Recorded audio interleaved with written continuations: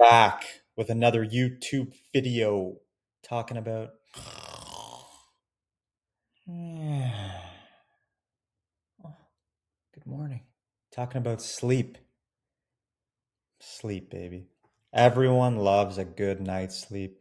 When we sleep like shit, we feel like shit, we think like shit, we move like shit, and life feels I'm right. So, sleep. First things first, we got to look at it as a behavior. Sleep is not something that just happens. It should naturally just happen, but we live a life so disconnected from natural rhythm that it isn't something that just happens. Oftentimes people are in bed like this, like, fuck, I can't sleep. I don't know why. Fuck, fuck, fuck, fuck, fuck. And the reason is complex. It's not one thing. But if we look at sleep as a behavior and we look at our day as a bunch of tasks that lead to sleep pressure at night, then it becomes much easier to think about it. So what is sleep pressure? Sleep pressure is by the time my head hits the pillow, I'm exhausted, zonked, out like a light. All right? That's going to happen through a few main mechanisms that are super basic and easy to do, but most of us don't do it. So we got to do it. First thing, get outside in the morning. Even if it's cloudy, doesn't matter. Go get light in your eyes.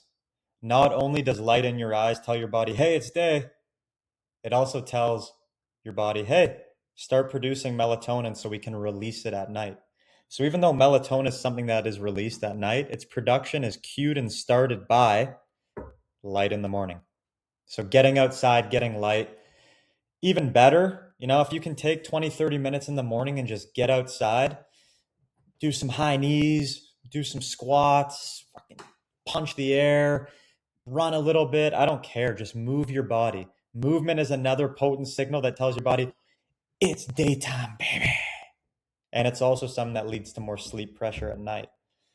If you can work out in the morning, perfect. But a lot of people can't. So even if you can just get your heart rate going and flowing for a little bit, and then you work out a little later, sure.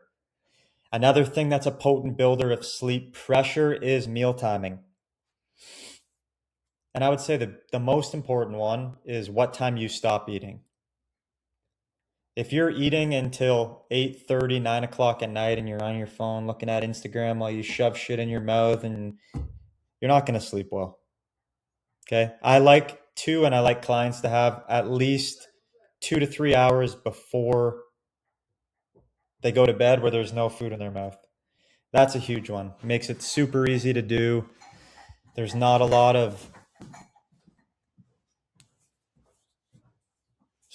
I thought it cut out there, but it didn't. So that's something that makes it super easy to do. Just 3 hours before bed, no food. Bob's your uncle. Also, it's nighttime. You're in your house. Turn the fucking overhead lights off. You don't need overhead lights on.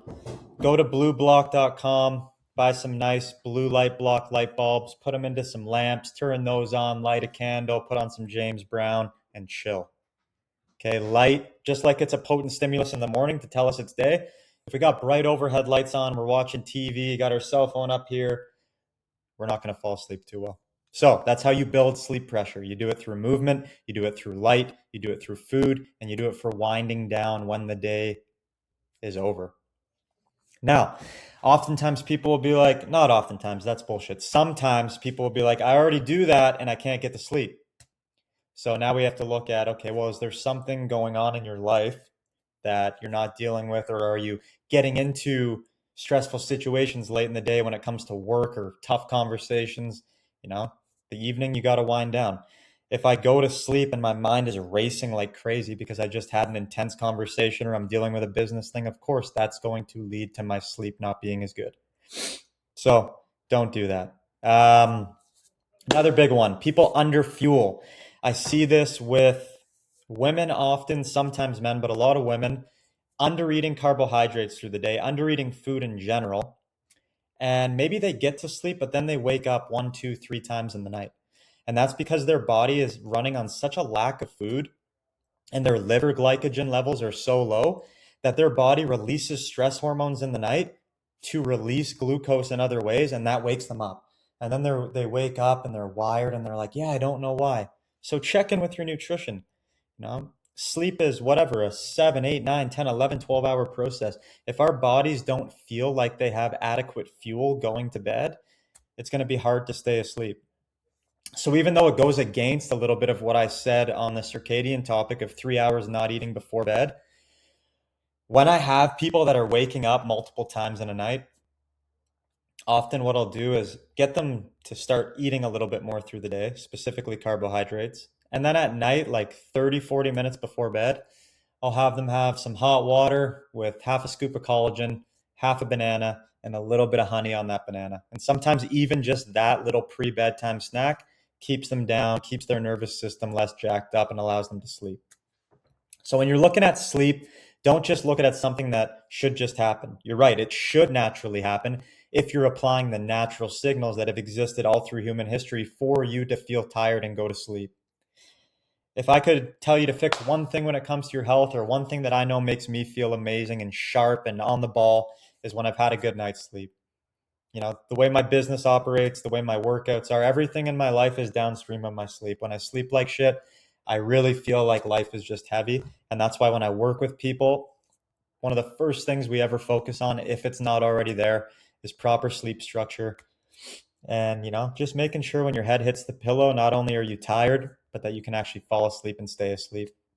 And a lot of the things you hear on Instagram, blackout curtains, temperature regulation, all this stuff, sure, it can be helpful. Those are tools.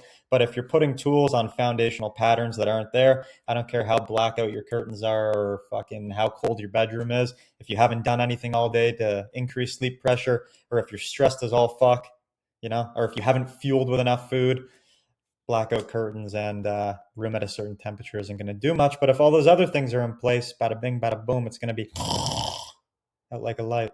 I hope that was helpful. Have a great day.